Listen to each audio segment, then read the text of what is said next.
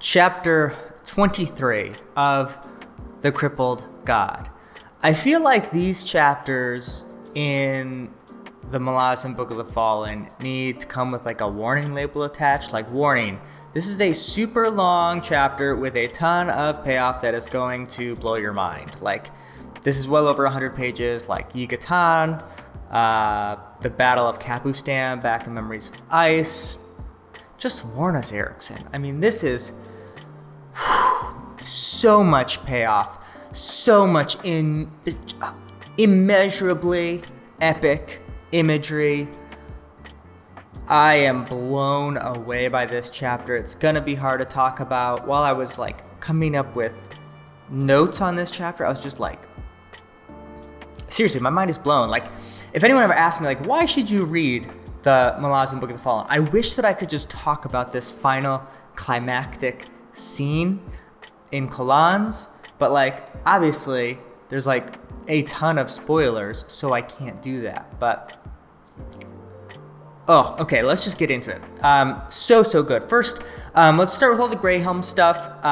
Way back at the beginning of this chapter, it seems like a long time ago to me, there's still this tension between Tanakalian and what he would want to do, how the Assail wants to use the Grey Swords, Setok, and how she would like to, or I guess I should say, the Wolves of Winter want to use the Grey Helms. And then there's still Krugava, who eventually comes over to the Grey Helms and makes like one more pitch. I'm going to cover this very quickly, but there's ultimately this confrontation between Tanakalian and Krugava and Setok. They're together, and interestingly enough, like, it's Tanakalian who just like can't take this anymore and attacks and kills both the women, but also is killed in the process by Krugava in like this amazing scene. So ultimately, all of their viewpoints clash and basically offset each other, and the Grey Helms end up fighting for humanity and getting in touch with their humanness, I guess. And they fight to delay the Kulansi as they try to get to back to the Spire. So I'm not going to cover that super far. I thought it was a good conclusion to a lot of those storylines. It was enrapturing, but just like with the stuff in this chapter, I just want to go talk about other stuff. Because we got to talk about Tool, because he finally catches up with the Malazans, and we're not sure, again, like, what side he's going to be on. Is he on the side of chaos? Is this hopelessness brought him to violence? But you see him talk to Stormy and Gessler and talk about like now his allegiance is back to the Malazan Empire and that he will fight for them. And it's this beautiful moment between them where Tool is humbled by Stormy and Gessler. Gessler and Stormy are humbled in front of Tool and their sadness. And it's just this really strong moment of bonding and just like, it just gets you so excited for that final battle. Also, of course, this brings in a really interesting element because now the Talana Mas are fighting with their ancient enemies, the K'chain Shamal, obviously, and then eventually they're even going to be fighting with the Jaga. And so we get all four of the founding races involved in this final battle. I do want to point out one quote from, in my book, I think it's page like 922. Yeah, and it's talking about why they're fighting for the Crippled God. And Tool says, "This crippled God, he's a stranger to us all." And then Gessler says, "It is enough that in the place he calls home, he is no stranger." And that's that kind of bottom core call of compassion that is really the center point of this whole series, and especially this last book, The Crippled God. Then there's this battle between the Kulanzi and the Letheri, led by Briss, and on the other side, Queen Abrastal of the Volcando. This is a really well-written, beautiful battle as they try to take each of these trenches in this very entrenched enemy. Fantastic conclusion of the Briss storyline, where all the names that he has built inside of him is what is used to defeat, I think it's Brother Diligence, the second most powerful Forkal Assail that is with these troops. He opens his mouth to use the power of his voice to take over Briss, but Briss uses his own power of the voice, but uses his words, the words that he's had forever, the names of these gods that he's mentioned over and over again, sort of living inside of him, and pushes it back at this Forkal Assail, and it is that onslaught that basically burns him up from the inside. Amazing, poetic, Didn't see it coming, but was fantastic. And I was sure Briss was gonna die. And then there's that beautiful scene where they pull him out with the help of Mael and Sweetest Sufferance. That amazingly tense scene. I could not stop reading to see what would happen.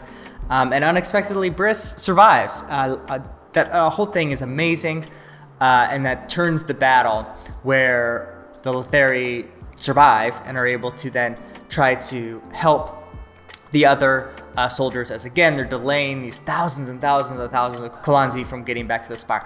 But the sheer number of this battle, I think, is the most in the series. I mean, just tens of thousands of Kalanzi that are under the power of the Forkul Assail, so fighting like savagely against thousands of Kachain Shamal. Again, like the imagery in these battles is insane. Thousands of human warriors that are fighting with inhuman ferocity because they are under the sorceress power of the Forkul Assail. Obviously, the Forkul Assail with their weird arms and like alien looking cells fighting with strength and amazing sorcery. The Toblakai, these huge giants that are fighting. We have undead Jagged eventually fighting. We have Talana Amas, zombie warriors basically that turn into regular Amas, like Neanderthal-like people fighting. Kachain Shamal, dinosaurs literally with swords on their arms, and some of them have halberds, and they're fighting against other humans with massive crossbows and sorcery of fire. And then the Bay is completely frozen with Omtos Felak as Hood unleashes his warren and actually starts lifting the ships on these huge ice glaciers so that he can reach the top. And then, of course, Veneer, this giant boar god of war, manifests himself in the clouds with eyes like burning suns. But then he's killed by this, as I'm saying, this is insane. He's killed by Karsa Orlong, and his body explodes in a shower of magical blood that rains down continually on this already incredible battle. And that power unleashed brings life to all those who haven't passed through Hood's Gate, including the Forkul Assail, including Burn, including the Talana Mas. I mean, wow. I mean, it's truly, oh man, I don't know how you could not love everything that has happened. Like, the imagination in Steven Eriksson's mind. It's 2020. We need to protect that with our whole beings. Oh.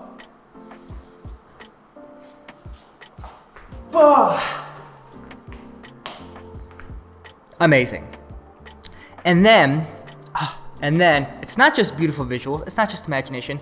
He rips our hearts out with the Stormy and Gessler ending. Now, we need to talk about Scene.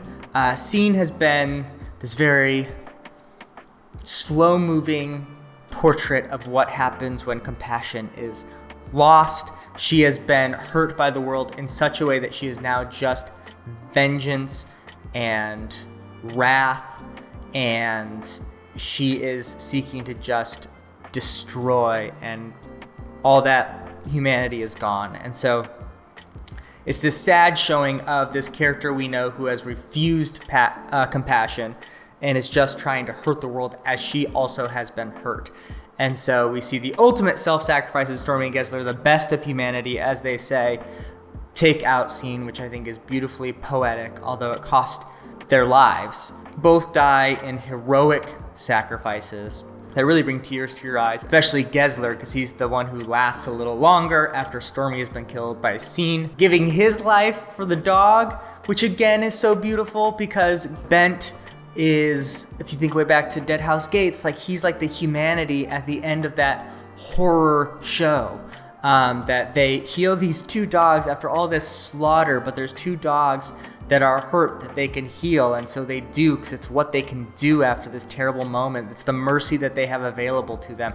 And then it pays off here at the very end in the most epic of moments, like amazingly poetic. Didn't see it coming, but just beautiful. And then of course Hood arrives right at the moment where he can kill the Forkul Assail, and that amazing moment where he just smashes them. I have had enough of your justice, which is incredible because obviously he is was the god of death, and so he has seen all the people that the Forkful of Sail have killed, and so he knows firsthand what their justice means, and he wants an end to it.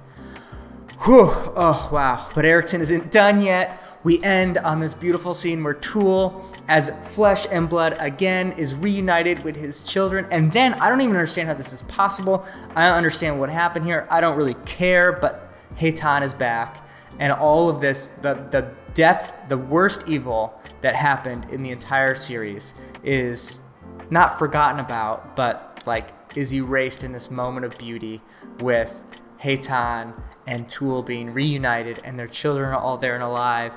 Oh, it's beautiful. I didn't even mention Torrent and his heroism of destroying Theo.